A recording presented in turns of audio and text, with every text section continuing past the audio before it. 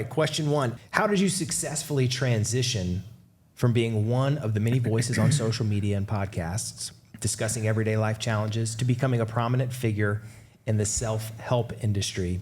Catherine wants to know, can you share your insights into the strategies that helped you propel to this level? Yeah, I think one of the biggest insights is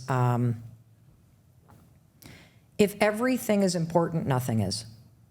I cannot emphasize enough how important it is to have a game plan for a year about what is going to be the singular focus that you're going to really care about the most, because you can't care about everything. And so if you think about my career, there's a lot that's public and a lot that's private.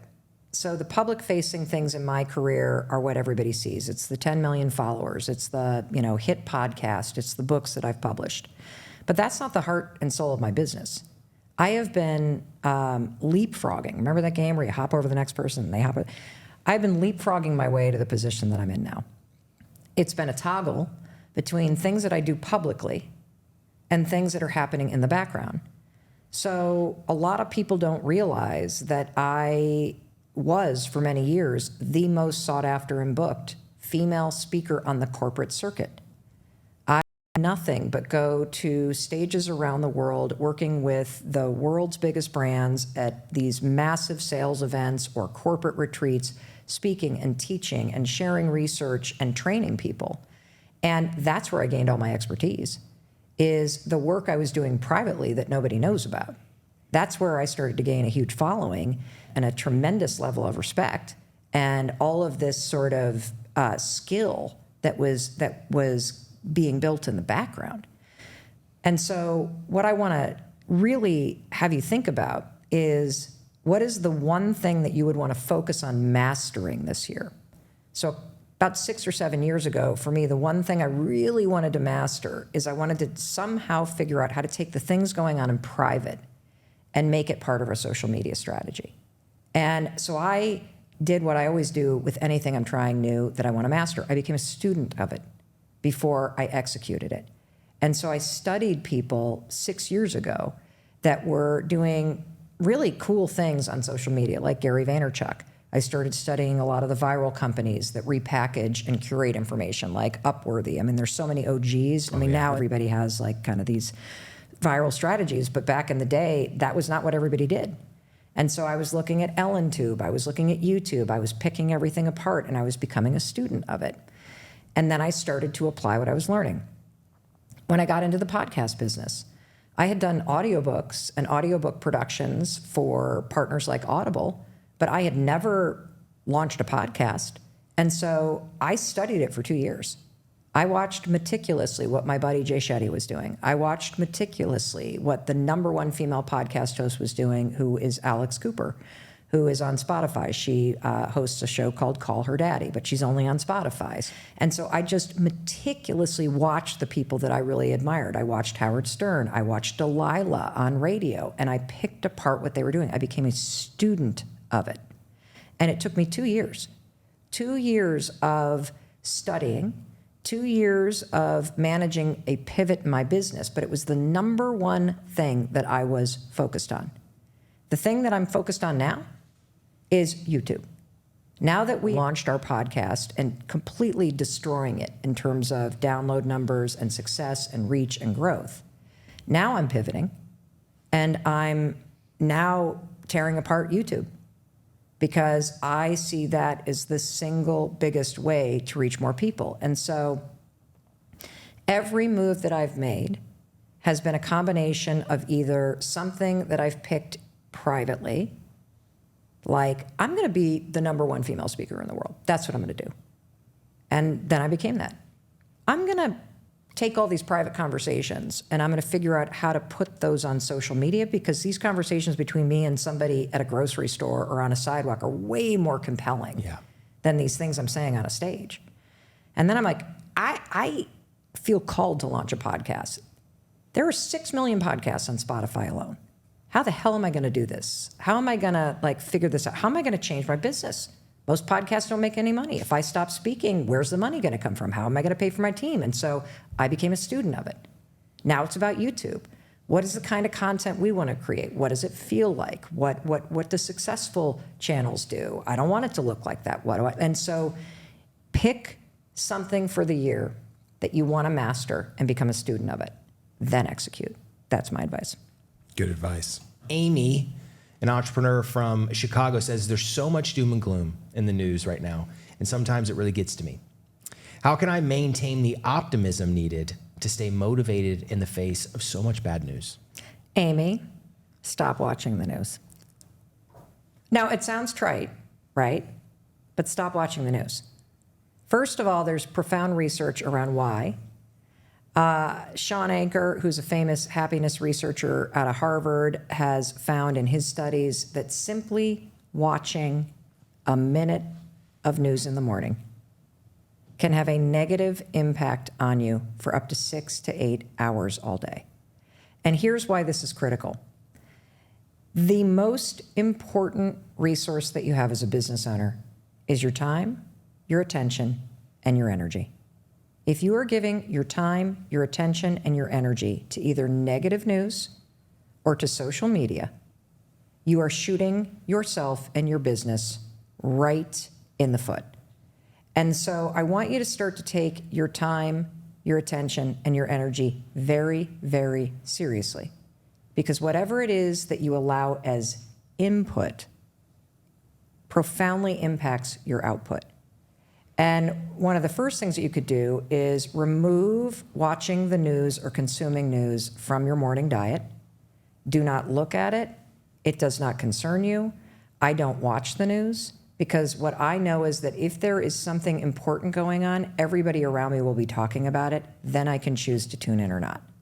Second thing you should do is you should immediately go to your social media accounts.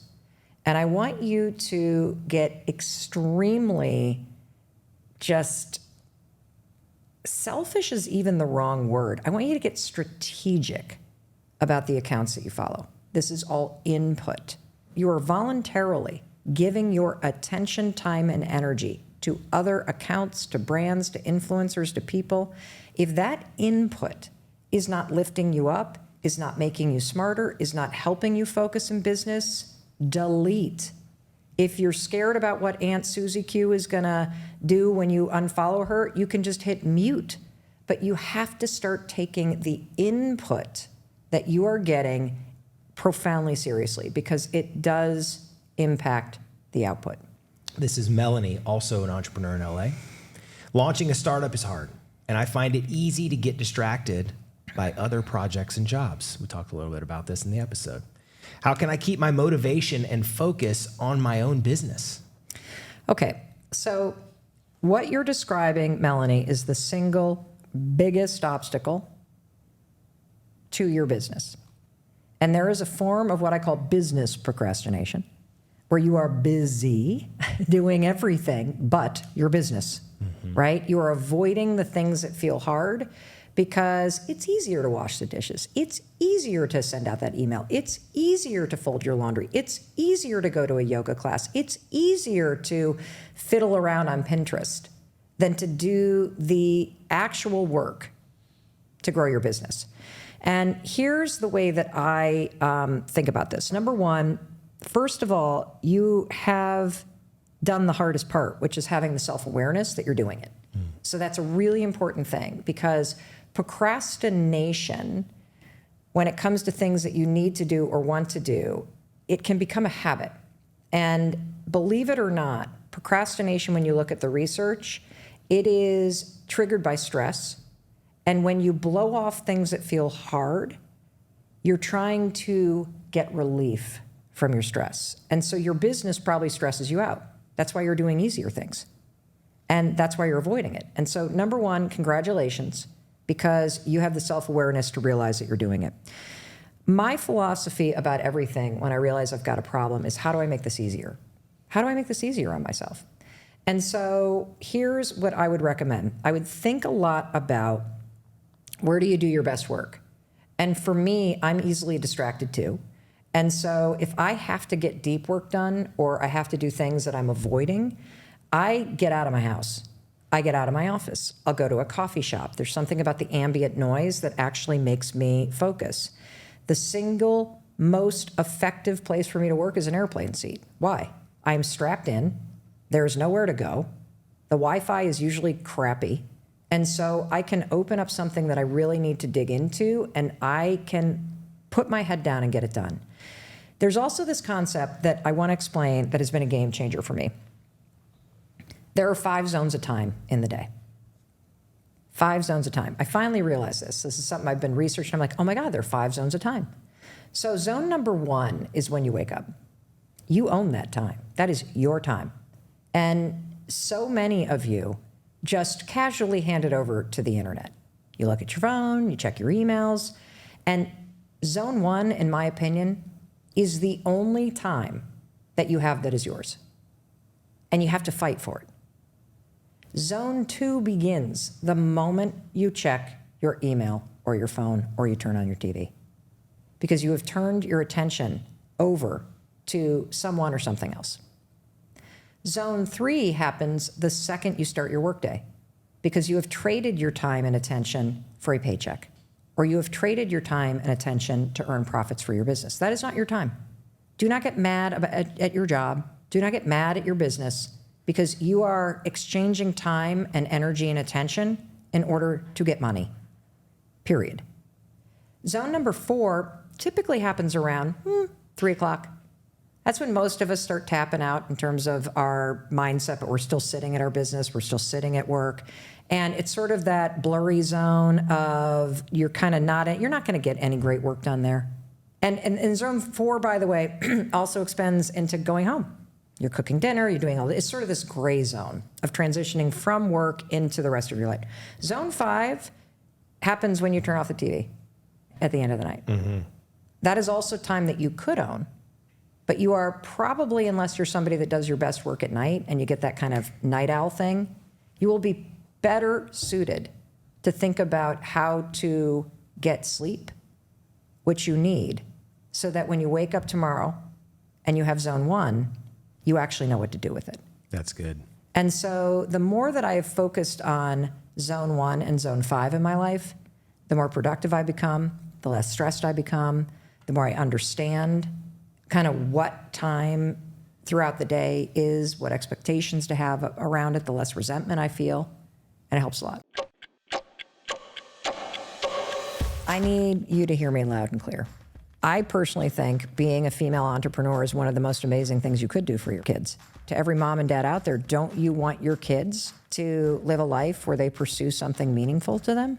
There's a huge difference between taking a leap of faith and making a decision to step in a business.